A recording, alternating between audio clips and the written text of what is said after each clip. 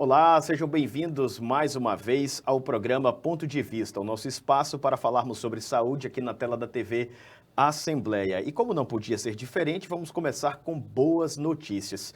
Talvez você não tenha visto, mas recentemente o Conselho Nacional de Justiça, o CNJ, em parceria com o Ministério da Saúde e também com os cartórios, lançou uma campanha para que você possa informar eletronicamente que é doador de órgãos. Isso mesmo. Antigamente você podia também colocar ali na identidade, tinha que verbalizar, deixar um documento, mas com esse advento da tecnologia, ficou ainda mais fácil declarar essa sua intenção de contribuir para salvar vidas. E quem vai conversar conosco sobre esse assunto é a pessoa mais indicada aqui do nosso estado, a Daniela Ramos, coordenadora da Central de Transplantes aqui da Secretaria de Saúde do Estado, nos agracia hoje com a presença dela. Seja muito bem-vinda, Daniela, e dessa vez, mais uma vez, vamos falar de coisa boa, né? Como é que vocês receberam essa informação? Boa tarde.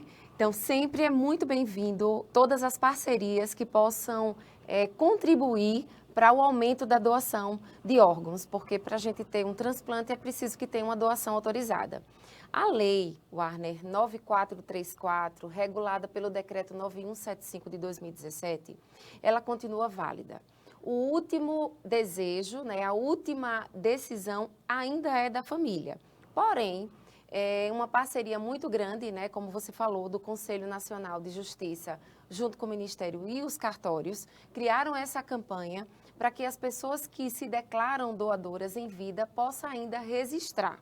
E esse registro é através do app, de um aplicativo que você pode baixar no seu telefone, Hoje, assim, esse acesso à informação está muito melhor, então você pode baixar esse aplicativo ou entrar no próprio site do Conselho Nacional de Justiça e fazer esse cadastro lá para poder falar para sua família de forma escrita que você é um doador, que você autoriza a doação após a sua morte. Então, é muito importante porque muitas pessoas, quando o ente querido vai a óbito, eles falam que não vão autorizar a doação porque não conhecia o desejo do doador em vida. Então, isso é uma coisa que também atrapalha no momento da decisão. Então, esse aplicativo, essa iniciativa, essa campanha, vai facilitar por dois lados. Um lado é que você pode ali estar expressando a sua vontade e sendo autenticada pelo cartório, porque quando você entra, você faz um cadastro, e esse cadastro você precisa tirar uma foto, você precisa colocar a foto de um documento seu, e o cartório ele vai autenticar e vai validar aquele certificado. Então, você vai fazer parte ali de uma lista de doadores declarados. Então, quando acontece assim uma fatalidade que o paciente ele pode evoluir para morte encefálica, que é a condição da doação de múltiplos órgãos, nós, da Central de Transplantes, que somos ligados ao Sistema Nacional de Transplantes, temos um acesso restrito nesse aplicativo e nós podemos consultar se aquele paciente, se aquela pessoa em vida fez aquela declaração. E com isso a gente pode auxiliar na decisão da família. Ele ou ela falou aqui, está aqui, ele se declarou, ele está cadastrado. Isso pode, com certeza, facilitar e a última decisão, possibilitar que essa família tome essa decisão de forma mais tranquila. Como é que a Secretaria de Saúde do Estado recebeu essa notícia? Como é que a Daniela, lá na Central de Transplantes, que está sempre nessa batalha pela informação, a conscientização, trabalho de convencimento, muitas vezes a quebra de tabu, como é que vocês receberam essa notificação? O trabalho da Central de Transplantes, eu costumo dizer que é um trabalho de muitas mãos. A gente não consegue, ter uma doação, ter um transplante, tirar um paciente que está lá na lista de espera, sozinhos e de portas fechadas. Então, todas as iniciativas que venham para somar e para contribuir, nós recebemos de braços abertos e incentivamos. O que é muito importante é a gente esclarecer para que a população ela não tenha nenhuma dúvida sobre todo o processo. Então, a gente pode perder uma doação, mas a gente não pode perder a confiança no processo, porque a gente trabalha muito em cima da credibilidade da população, da credibilidade da sociedade. Então, isso tem que ficar muito transparente, muito explicado para não restar dúvidas. Então, nós recebemos assim com muito bom grado e desejamos que essa campanha realmente dê certo. Eu até adiantei que, antes dessa iniciativa extremamente louvável, alguns estados, em algumas épocas, colocavam essa informação no documento de identidade, no RG, o famoso registro geral. Essa era a única maneira que a pessoa tinha de deixar isso ainda em vida declarado, além, obviamente, de uma possibilidade mais remota de escrever um documento, levar ao cartório, deixar aquilo dali. Excelente pergunta. Isso é uma dúvida que muitas pessoas trazem, porque a Lei 9434, lá de 1997, ela falava que a doação ela era presumida. O que é que isso significa? As pessoas só não eram doadoras se colocassem no RG que não eram doadoras. Era o oposto, então, Era o né? oposto. Isso causou um efeito rebote, porque as pessoas não foram preparadas para receber aquela lei. Então, elas achavam que iam ser mortas para poder serem retirados os órgãos. E logo depois, em 2001, veio uma outra lei, a 10.211, que passou da doação presumida para a doação consentida, que é essa que ainda vale, que é a família que tem que consentir, que autorizar essa doação. Então, hoje, esse aplicativo, ele veio para dar um reforço, na verdade, para essa decisão que você toma. E facilitar também essa declaração no final das contas, né? Sem dúvidas, e facilitar e expor para a família, né, de forma assim, no papel, está lá assinado, está declarado, mas a família ela precisa realmente autorizar. Até porque, Warner, quando existe o protocolo de morte encefálica fechado, né, que a gente fala assim, quando o diagnóstico está concluído, ou seja, quando se comprova que o paciente está morto, são dados 2 caminhos para a família. Ou a família autoriza a doação e a gente dá seguimento para que uma outra pessoa, outras pessoas possam ter a chance de sobreviver ou ter uma melhor qualidade de vida, ou devolve o corpo à família para dar seguimento ao sepultamento. Então, nesse momento, é importante que a família ela tenha esse esclarecimento, né, sobre todo o processo, de como funciona, para que as coisas ela possa autorizar. E essa autorização ela é expressa. Eles têm que assinar. Então, é por isso que eu digo que a última palavra é da família, porque eles precisam autorizar expressamente. E isso vale, inclusive, perdoe a redundância, mas para que não fique nenhuma dúvida, mesmo que eu declare lá no aplicativo, faça tudo isso, é a minha família quem vai dar a palavra final, ainda que esteja já consciente de que aquela era a minha vontade, não é isso? Exatamente, exatamente. Então, se a gente pega a lista de espera do ano passado, no ano de 2023, a gente viu que quase 60 mil pessoas estavam aguardando por um órgão. E mais de 3 mil pessoas foram a óbito na lista de espera. Então, é uma quantidade muito grande de pessoas que não conseguem ter nem a chance de ter um transplante. Então, essa iniciativa é para que as pessoas se conscientizem do quanto que você pode continuar, mesmo após a sua morte, salvando vidas, mudando a vida das pessoas, mudando a vida das famílias, devolvendo para o seu filho, pai, né, um irmão, um filho, como se fosse os nossos familiares. A gente precisa sempre ter esse olhar de se colocar no lugar do outro. Eu queria agora tirar uma dúvida do aspecto bem prático desse processo. Essa falta de conhecimento da decisão do meu familiar que faleceu acerca da doação era talvez o principal impeditivo para a concretização de uma possível doação? Era um deles, um dos motivos de recusa, que as pessoas diziam, não, ele não falava sobre isso, eu não sei se ele gostaria de ser um doador, então a gente não vai querer, a gente vai negar. Existem outros motivos também, né? Algumas pessoas se referem ao desconhecimento mesmo do processo, né? Outras pessoas alegam questões religiosas, apesar de que oficialmente nenhuma religião proíbe. Por quê? Porque a doação é um ato de amor, é um ato de solidariedade. Então, a religião, ela incentiva esse ato de amor.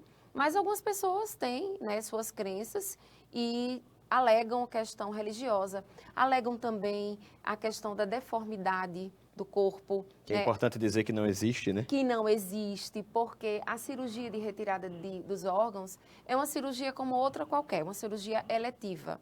Então, está lá também garantido na lei que o corpo ele deve ser recomposto para ser entregue à família e assim a família dá continuidade ao sepultamento, velar em caixão aberto, né, como de acordo com a causa da morte também. Quando possível, não seria impedimento por conta da retirada dos órgãos. Eu acho até importante dizer uma coisa que para alguns ainda seja algo um pouco chocante, mas ao meu ver não é.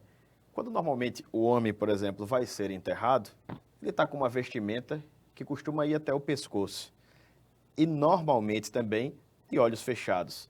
Se eu doei a córnea, aquilo é invisível, está por trás, ninguém vai ver, independente da incisão, assim como de outras cicatrizes eventuais que a pessoa tinha, tatuagens, marca de outros procedimentos, também não fica aparente naquela pessoa que não doou e assim também não ficará naquela que doou no final das contas, né? Perfeito, perfeito, é isso mesmo. Então, mas as pessoas elas têm essa crença de deformar, né, o corpo do seu ente querido, porque é lei. Então, a gente tem que devolver, né, aquele ente querido da melhor forma para que a família ela se sinta ali à vontade e não tenha nenhuma dúvida em relação a isso. Quanto aos aspectos do sepultamento, só para de novo ser redundante intencionalmente, não há mudança nenhuma no aspecto da integridade física daquela pessoa que vai ser sepultada, não é? Não há mudança nenhuma. Ele é devolvido como uma cirurgia outra eletiva. Perfeito. Nós sabemos que mulheres são mais observadoras, detalhistas que nós homens.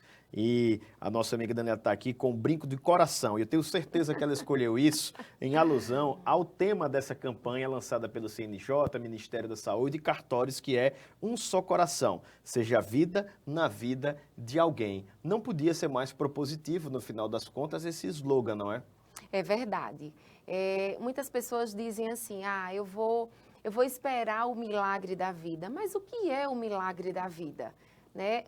Imagine se existe um milagre maior do que, após a sua morte, você continuar vivo em outras pessoas. Né? Você ter o seu coração batendo e trazendo outra pessoa para a sua família.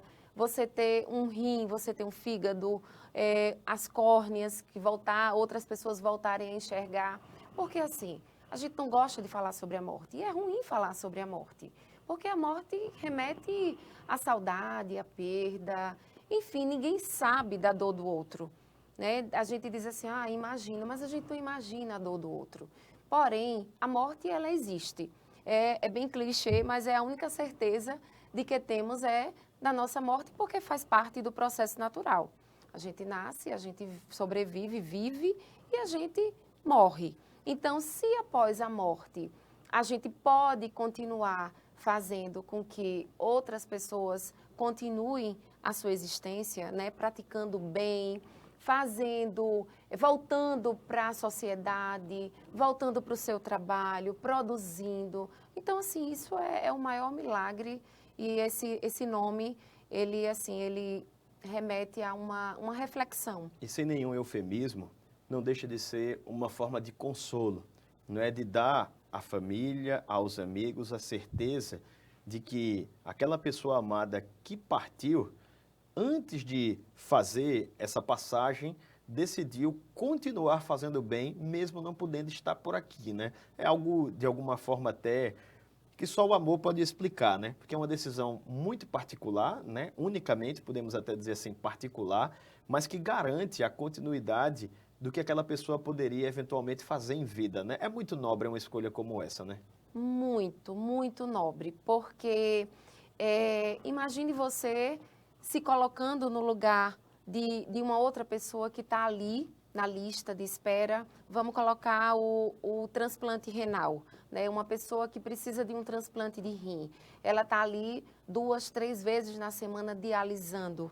Então, ela precisa estar no hospital, ela não vai só, então precisa estar mobilizando todos os seus familiares para estar acompanhando aquela pessoa naquele momento. Então, assim, é muito importante essa conscientização, né, para que as pessoas tomem a decisão certa. Você tocou num ponto muito importante, eu queria reforçar até um dado que você passou aqui de forma um pouco superficial. Em 2023, os dados são aqui do próprio Ministério, vinculados também ao CNJ, ele me dá o dado que a cada 1.000 pessoas que morreram aqui no Brasil, 14,5 poderiam ser potenciais doadores.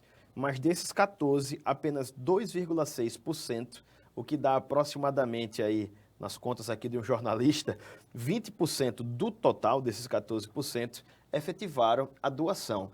É muito pouco no final das contas. Primeiro, já o percentual é pequeno dos que podem doar em relação aos óbitos de forma geral, 14%. Não é? Suponhamos que 100 pessoas morreram, apenas 14 eram potenciais doadoras. E desses 14, apenas 2 doaram de 100. É um número, né, muito reduzido.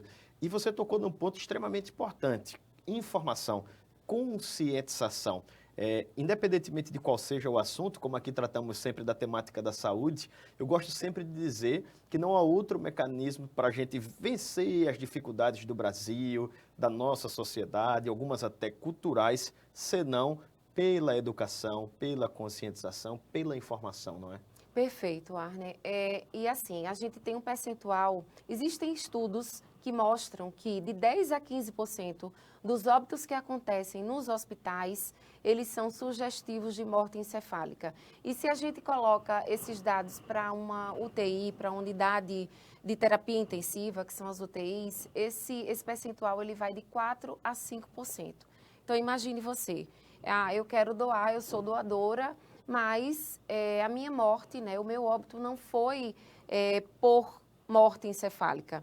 A morte ela é única, ou o coração para primeiro, ou o cérebro para primeiro, mas a morte encefálica, ela possibilita que tenha essa doação de múltiplos órgãos. Então, já existe esse percentual, né, que você tocou, da possibilidade de você evoluir para uma morte encefálica, e desses que evoluem, ainda existe um percentual da recusa familiar.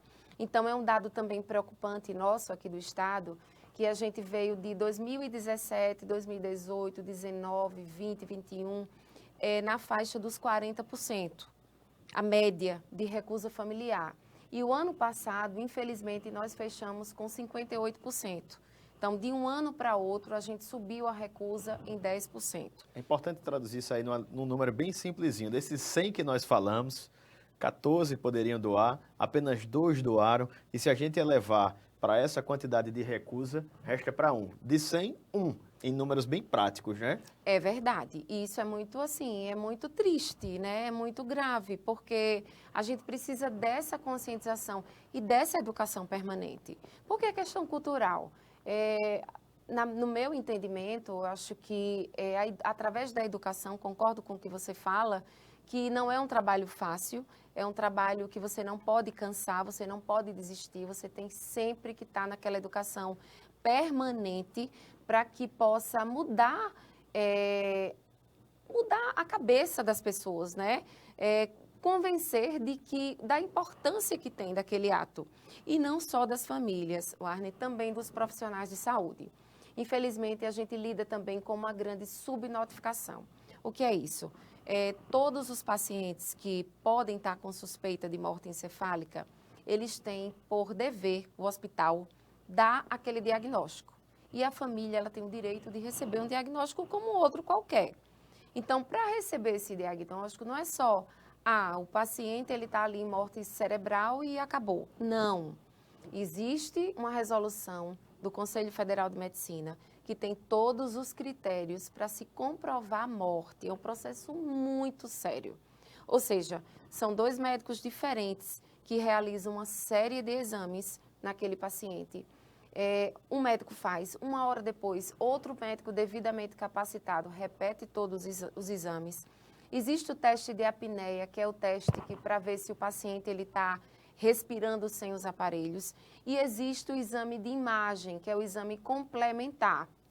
Então, esse exame, ele vai confirmar mesmo se aquele cérebro ele não tinha nenhum fluxo sanguíneo ou não tinha nenhuma atividade elétrica. Então, após essa confirmação desse diagnóstico, dessas 3 etapas, o paciente ele é considerado morto. Então, daí é que começa uma corrida contra o tempo. Então, E eu ia perguntar justamente como esses, podemos dizer assim, o início desse trabalho, de forma mais direta com a família, a partir do diagnóstico, né, da confirmação da morte cerebral, da morte cefálica. Nós temos uma equipe... Naturalmente relacionada ao transplante, né? Sim, claro. Nós temos uma equipe capacitada 24 horas da Organização de Procura de Órgãos, que é ligada à Central de Transplantes. Nós funcionamos com enfermeiros, com um médico, com um psicólogo, que a gente acolhe aquela família e para que aquela família não reste dúvidas sobre o processo. Então, é muito importante, primeiro de tudo, aquela família ser esclarecida e ter a certeza de que aquele ente querido ele está morto. E daí, Warner, vem a questão da credibilidade na equipe, no processo e a decisão. Então, assim, nós podemos facilitar a família a tomar essa decisão, que é uma decisão muito séria e muito importante. Então, é muito importante, assim, que os profissionais, eles se conscientizem dessa questão da notificação, porque, infelizmente, a gente tem ainda subnotificações, ou seja, a gente podia ter um número muito maior no nosso estado e a gente não tem por conta disso. Agora, como é o tempo-resposta, ou melhor dizendo, o tempo de espera máximo que existe ali, a partir do momento que eu notifico a família, até ela me dar o retorno acerca da autorização ou não daquela doação? Porque, afinal das contas, quando o cérebro para, o corpo inicia um processo natural ali, que vai paralisar todos os órgãos em determinado tempo, variando naturalmente de acordo com a patologia, da gravidade do indivíduo, mas existe um tempo e é preciso correr contra ele também, né? Exatamente. Então, a gente está lidando ali com um paciente morto, que em poucas horas, aquele músculo que é o coração, que está ali sendo mantido por drogas vasoativas e por aparelho, né, para poder respirar. Então, a gente vê, a família olha ali aquele paciente respirando, mas não é a respiração, é um aparelho que está ali mantendo para ventilar aqueles órgãos, né, mecanicamente. Então, assim, no protocolo, na resolução do Conselho Federal de Medicina, nós podemos fechar um diagnóstico em 1 hora. Então, vai um profissional médico, faz o exame, 1 hora depois já é autorizado para fazer o segundo e já pode se fazer o exame complementar. Só que isso, na nossa realidade, a gente não consegue todas as vezes ter esse tempo tão reduzido. E muitas vezes a gente precisa aguardar a família chegar do interior ou a família não está disponível naquele momento para ir lá conversar, para entender sobre todo o processo. Então, assim, isso é muito relativo, mas o quanto antes, o que a gente pode fazer para adiantar esse processo, a gente adianta. E outra coisa, Warner, quando se fecha um diagnóstico, quando a família autoriza, a gente inicia uma outra etapa, que é, a gente vai colher alguns exames para comprovar que aqueles órgãos que podem ser transplantados, eles vão estar realmente em condição de transplantar. Então, são realizadas algumas sorologias para ver se aquele paciente ele tem alguma contraindicação.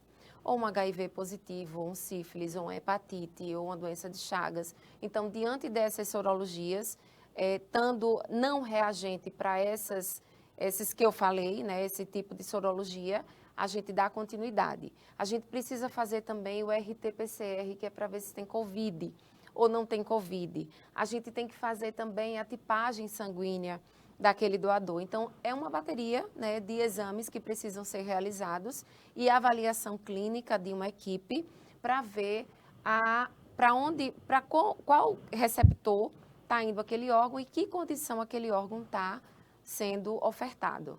É muito complexo, interessante, né? E daí, mais uma vez, o quanto é importante a família já ter essa consciência e ser preparada também para a notícia de que perdeu aquele familiar e de que agora ela tem uma responsabilidade grande. Entra o papel também dessa assistência social humanizada, né? Como é que é feito esse acolhimento, esse cuidado ali inicial? É um assistente social? É uma equipe multidisciplinar? A gente tem uma equipe multidisciplinar, porque a gente costuma dizer o quê? Que o paciente, ele precisa ser atendido, né, independente de qualquer coisa, de forma humanizada. Então, o hospital, ele está ali atendendo aquele paciente quando todos os esforços são colocados e não consegue, digamos assim, resolver aquela situação e que aquele paciente, ele evolui para uma morte encefálica. Nós temos sim uma equipe multiprofissional, nós temos uma psicóloga, nós temos enfermeiras, nós temos um médico que acompanham aquela família, que estão ali para dar todo o suporte, que estão ali para estar dando toda a explicação, para que não reste nenhuma dúvida. E só depois é que é ofertado essa possibilidade da doação dos múltiplos órgãos para aquela família. E assim, é bom a gente frisar que o diagnóstico, ele é independente da doação. Ele é um dever do hospital, né, dos profissionais, e é um direito da família, porque, por exemplo, se eu tenho meu ente querido de 90 anos, ele não vai mais poder doar, né, por conta da idade. Tem uma idade máxima. Uma idade máxima, mas ele tem o direito de saber o diagnóstico, né? Então, é independente da condição da doação. Um outro aspecto importante está relacionado a quantas vidas eu posso, de repente, salvar a partir dessa doação. São 6, se eu não me engano. Salvar não, né? Mas minimamente ajudar a ter uma condição de vida melhor ou até efetivamente salvar. São 6 órgãos que podem ser doados dessa forma múltipla, é isso? Aqui no estado de Alagoas, porque nós realizamos o transplante de coração, de fígado, de rins e de córneas. Então, são 6 alagoanos que podem ser salvos ou melhorada a qualidade de vida. Eu falo salvos porque, por exemplo, um paciente que está ali com a necessidade de um transplante de fígado. Então, dependendo da gravidade, o paciente morre rápido. Um transplante de coração, a mesma forma, né? Um transplante renal, ele pode estar ali sendo mantido pelos aparelhos dialisando, né? De córnea, você não tem uma qualidade de vida, mas é salvando mesmo, melhorando a qualidade. Então, só aqui no nosso estado nós podemos mudar essa condição de 6 pessoas. Importante até lembrar a situação da fila de espera aqui em Alagoas para recebimento de um órgão. Como é que a gente está? Nós temos a nossa maior lista de espera de córneas. São 484 alagoanos aguardando por uma córnea. Nós temos 4 pessoas aguardando por um fígado e 34 pessoas aguardando por um rim. Então, é uma lista assim, de mais de 500 alagoanos que esperam, né? E essa lista ela pode ser maior. E eu não falo nem em números, né? Quando a gente fala assim só na quantidade, mas ali são as pessoas que estão, São né? A gente está histórias, falando, né? Sentimentos. são histórias e muitas vezes a gente conhece alguém, né? Tem um parente, tem um colega, dificilmente alguém que eu converso. Rapidamente, eu me lembro pelo menos de 2 amigos. Já citei isso aqui em outra oportunidade, Sim. mas eu tenho uma colega jornalista que recebeu, salvo engano, um rim. Tenho um colega também, amigo de família, que recebeu córnea. Então, no final das contas, há pelo menos uma pessoa pertinho de nós que a gente lembra rapidamente. Se formos ampliar esse espectro, puxar da memória, ou a gente conhece alguém que precisa, ou alguém que já foi beneficiado, ou até mesmo alguém que já doou também, né? E daí a importância até individual da gente fazer o nosso papel de conscientização, né? Sem dúvidas, sem dúvidas. E assim, você falou da questão dos seus amigos. A gente tem uma médica na central de transplantes que o marido, infelizmente, ele precisou fazer um transplante de fígado, de pulmão, desculpa, não foi aqui em Alagoas, ele precisou ir para São Paulo, porque aqui nós não realizamos o transplante de pulmão.